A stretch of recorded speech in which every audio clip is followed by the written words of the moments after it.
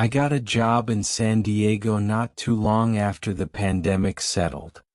It was an exciting time, but I was also anxious about finding a place to live.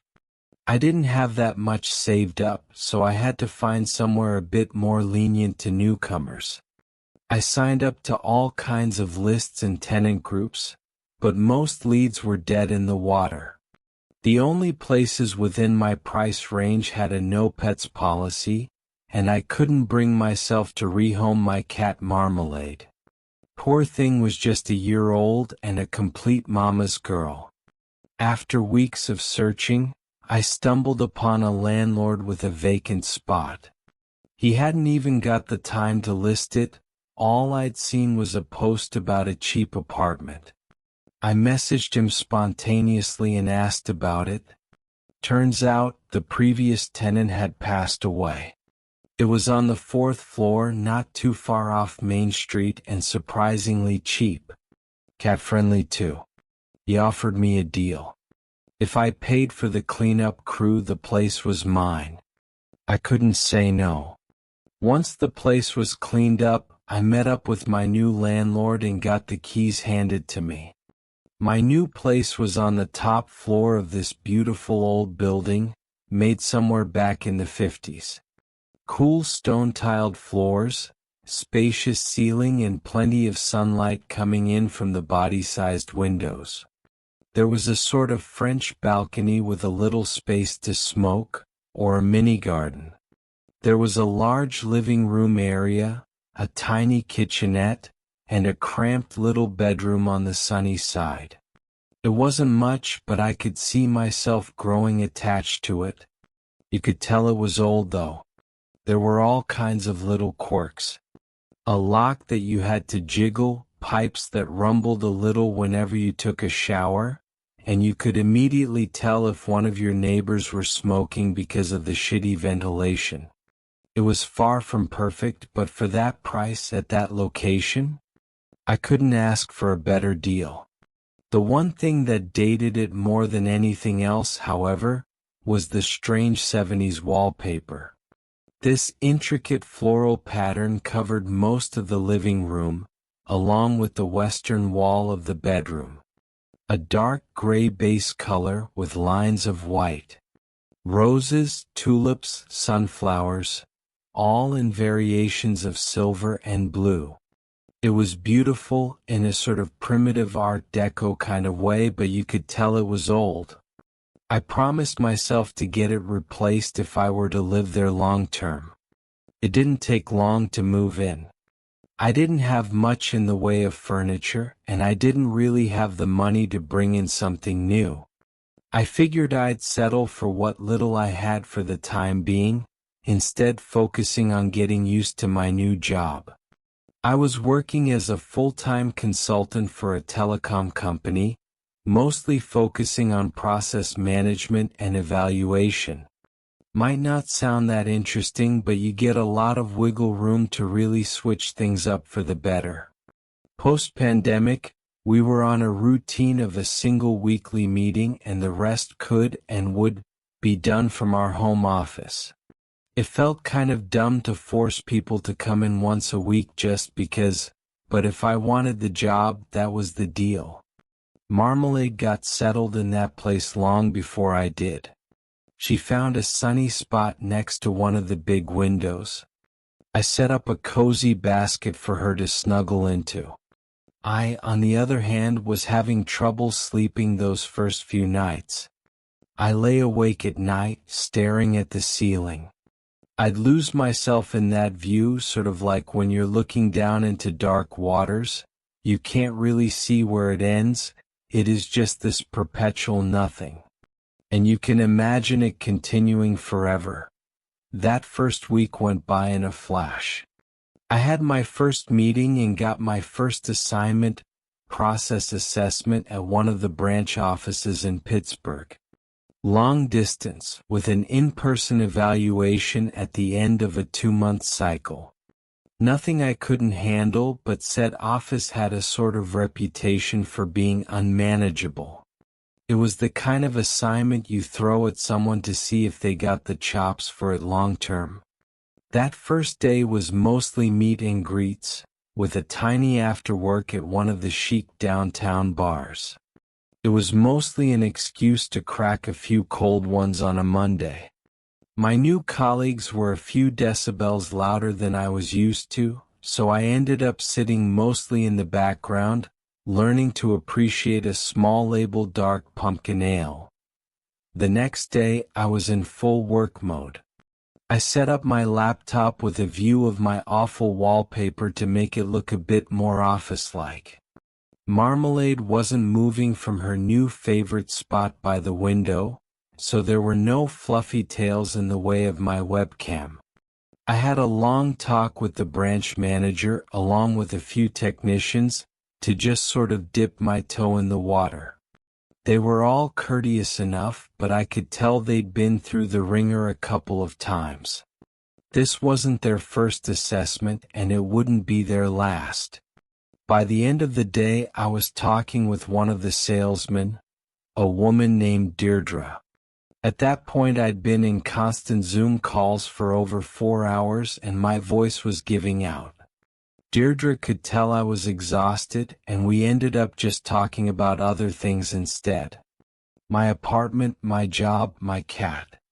I had to bother Marmalade a bit just to show her off. Deirdre showed off her own feline companion, a 3-year-old ragdoll named Popeye. Ironically, that call ended up being my longest, but it went by the fastest. Deirdre was a gem. I spent most of my time setting up questionnaires and mapping out the overall structure. I was in daily calls, bouncing emails all the way down the supply chain, trying to get a clear picture of the main issues. It was the same old story that I'd heard 100 times before. Management blaming the salesman blaming the warehouse, and the warehouse blaming the technicians. There were little hitches all the way down the road, ranging from dated inventory systems to useless red tape. After the first few days, I started getting into a routine. Ping-ponging between meetings and Excel spreadsheets. Marmalade and I made that apartment into a proper home. Chinese takeout boxes started lining the kitchenette, and I had a few extra talks with Deirdre just to pass the slow hours. I started getting used to that place, even the awful wallpaper. I stopped hearing the rumbling pipes after a while, and the cigarette smoke from the neighbors slowly blended into the background smells. I stopped waking from cars passing on the streets below, and my first paycheck went into making the living room look like something that could actually be lived in. I remember one night when I was working overtime. I got a late email about submitting a progress report, so I had to stay up making a presentation. I found myself by the opinion that this was looking more and more like a management issue. Who the hell sends that kind of email at 4:50 p.m. on a Thursday, expecting it to be done before lunch the next day? Unbelievable. I was done by about 10 p.m. when I shambled away from my laptop. I picked up a can of cat food for Marmalade and walked over to her favorite window. Only she wasn't there. Her bed was still there, but Marmalade had moved to another window. Still sleeping soundly, but she'd found a new favorite spot. It felt strange in a way, like the entire apartment had shifted a little. Looking up at the wallpaper, I could have sworn the patterns had moved. It looked identical, just a bit off. I could have sworn it was different, despite looking exactly same. It was a strange feeling. Everything felt familiar, but that one little twist made it feel like a new room. I was starting to doubt myself. When looking at Marmalade out of her basket, however, it was clear that something was different, in some way. The next few days I started to notice the shift in new ways. The walls would look different at night. Where at one point I'd see a sunflower, I'd see a rose the next day. Then again, I wasn't ever really sure, and I chalked it up to me just not paying attention. Marmalade would move from spot to spot, never really sure what her favorite ever was. One night, she couldn't settle in at all, instead moving from one window to the next, meowing at me anxiously. That night as I lay awake, I had my eyes firmly fixed on the wall. I could imagine the patterns moving on their own, the many flowers gently swaying to an invisible wind. It was just that kind of unreal surrealist thought you catch just before you fall asleep, but in that moment I could have sworn it was real, living even. As I closed my eyes, I imagined the dark gray background color to be as deep as an ocean, a darkness stretching into a distant nothing. The next day, as I was making my morning coffee, I noticed something peculiar. I stepped on a dry blue petal. I couldn't explain where it came from. I had no flowers in my apartment, and the ventilation was so shit that it could barely rotate air. Flower petals were out of the question. Marmalade played with it for a while, and I convinced myself that it was just something I dragged in. Still, it reminded me of a flower petal from the blue roses on the wallpaper. It made me anxious, but I couldn't figure out why. What was I even worried about? I couldn't let that thought go for the rest of the day. That I was missing something obvious, or maybe that there really was something to my strange paranoia. So at the end of the day, when I talked to Deirdre, I brought it up. I explained that there was just something inherently creepy about living there, like an uncomfortable thought tickling your neck when you're not looking. Deirdre tried to reassure me, her chuckle coming through my headphones. "It takes time, love," she said. "You just got here. Besides, everything looks strange in the dark." "Yeah, I just can't shake the feeling, you know?"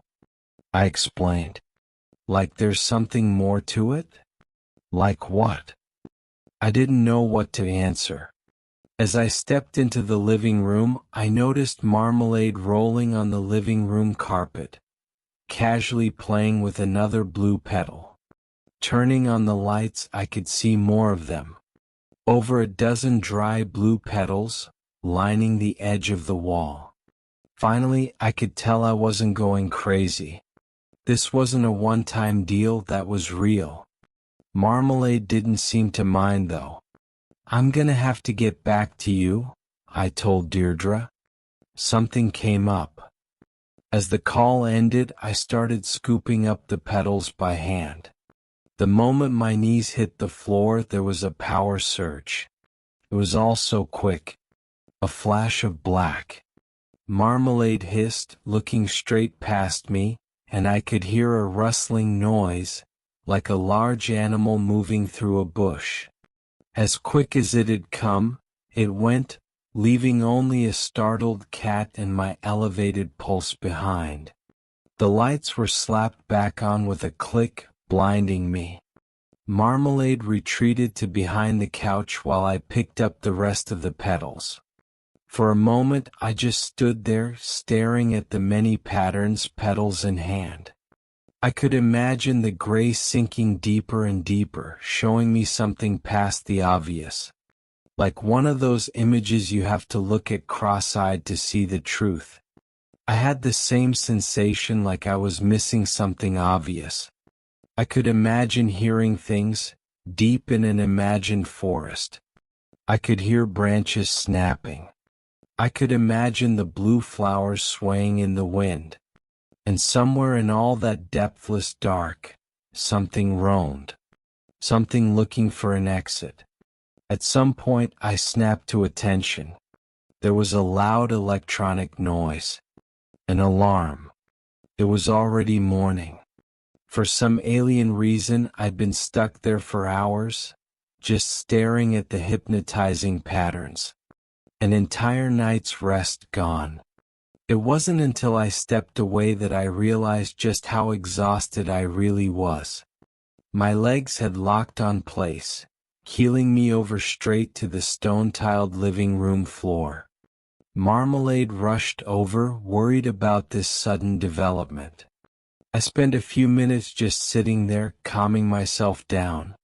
The ringing from my cell phone was going strong, trying to give me enough time to shower before my first morning meeting. And yet, I just sat there, slowly petting my cat. My eyes bobbing in and out of sleep, my body deprived. Where'd I been all night? What had I seen? I barely made it through that day, having a 45-minute nap over lunch. By the time I finished my last interview, I was a shell of my old self, barely conscious.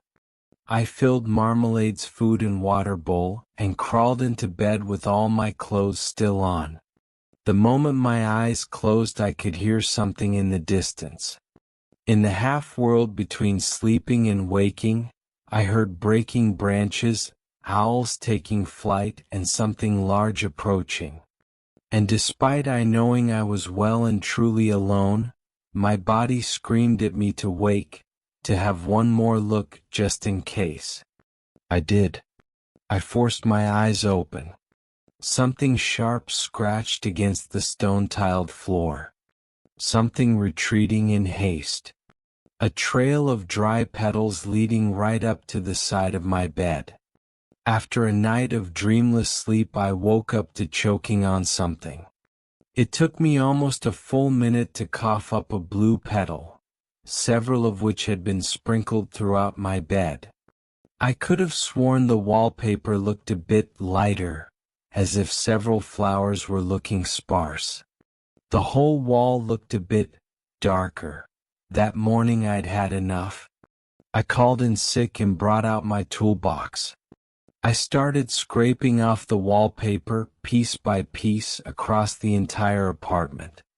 I made a day of it, listening to music as Marmalade looked at me curiously. Every illustrated petal and stem dropped to the floor, cut by cut, like trimming a paper garden.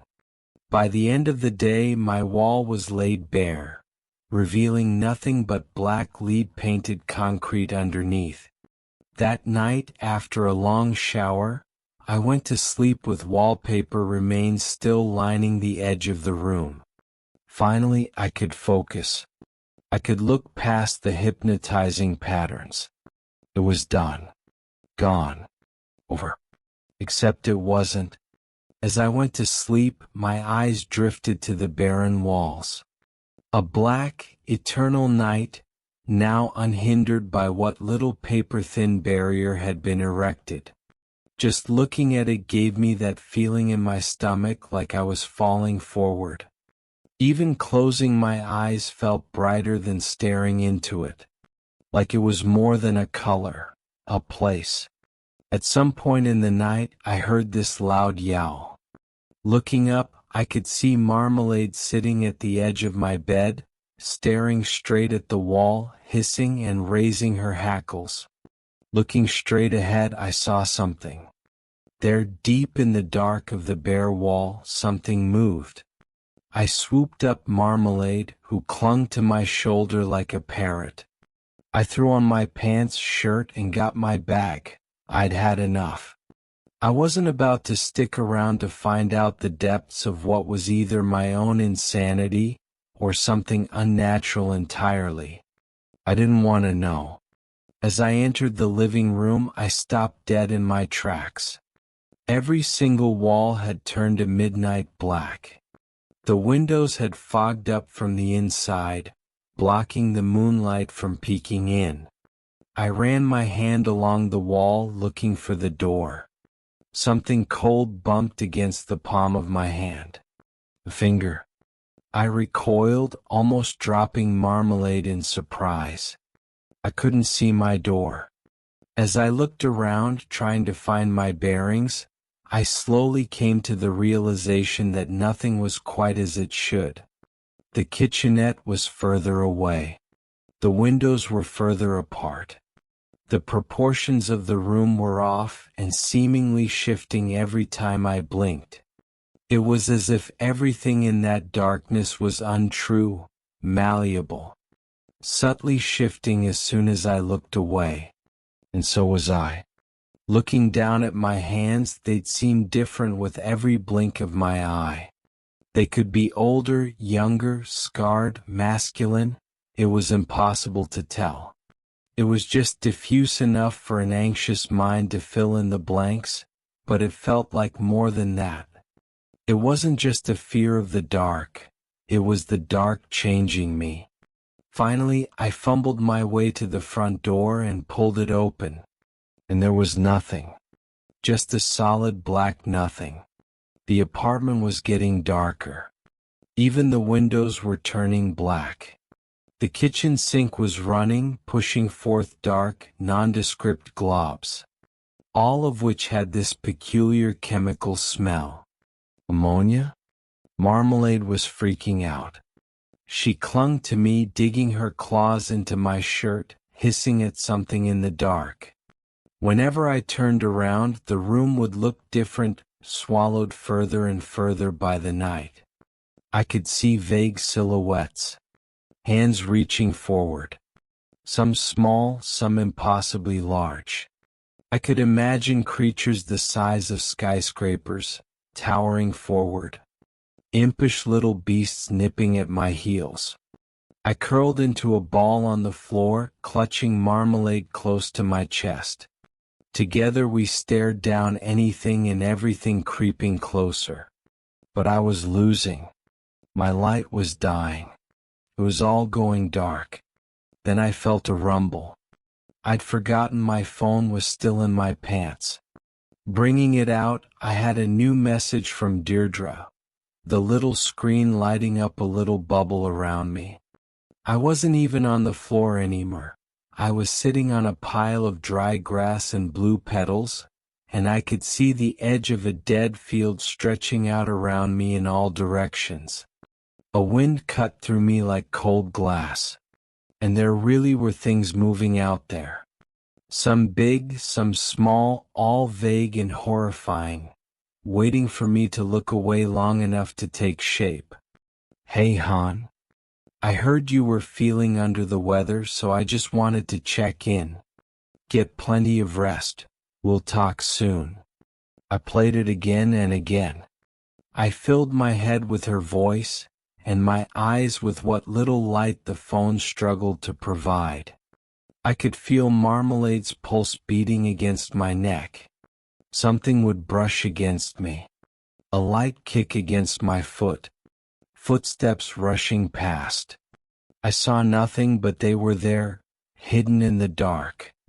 We'll talk soon, Deirdre's message repeated for the 10th time. We'll talk soon. We'll talk soon. I don't know how long I sat there, just waiting for the dark to pass, but nothing came of it. The battery was dying. As it reached the final few percentages of power, there was little left for me to do. The light was shrinking.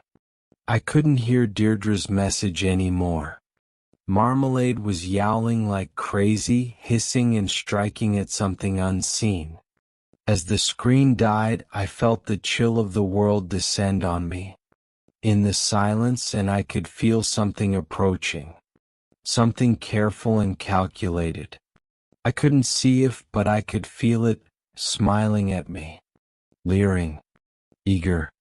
I was panicking. My skin felt like ice and I couldn't feel my fingers. I held Marmalade close to me, and in a last-ditch effort, I flung my phone into the dark.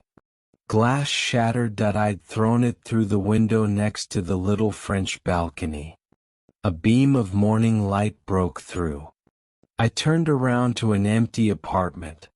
The layout exactly as I'd remembered it. The kitchenette still running. Torn down wallpaper lining the edges of the room.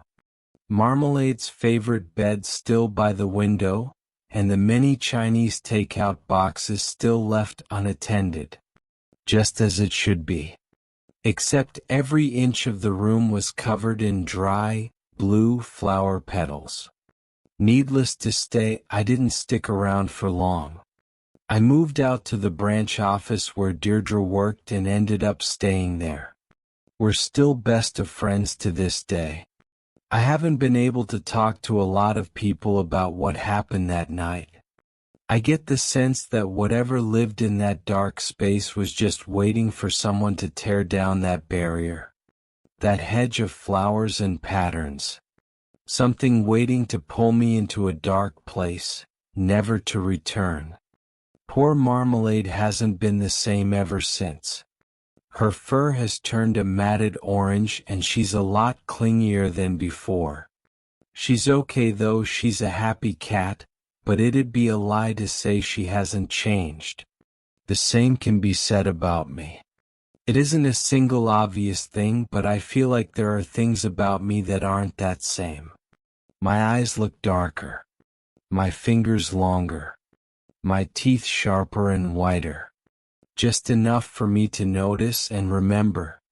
In my new place I sleep with the lights on. I try not to look too closely at the wallpaper. Just in case.